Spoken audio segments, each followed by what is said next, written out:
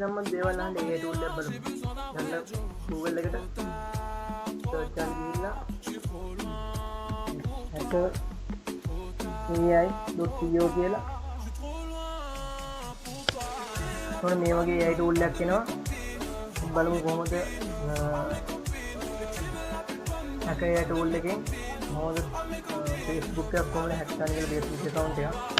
එහෙනම් search කරන්න how to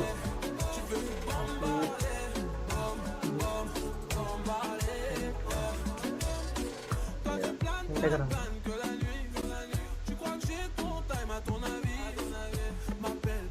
එතකොට මෙන්න මේ වගේ එනවා කියලා දෙනවා.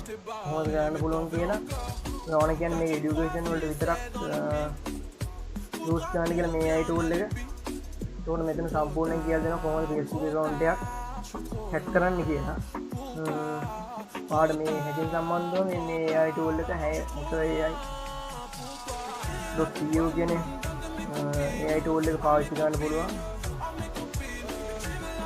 ඔයාලට මේ වෙබ්සයිට් එකෙන් මේ සම්බන්ධව මොනවද අහලා දැනගන්න පුළුවන් මේ AI ටූල් එක.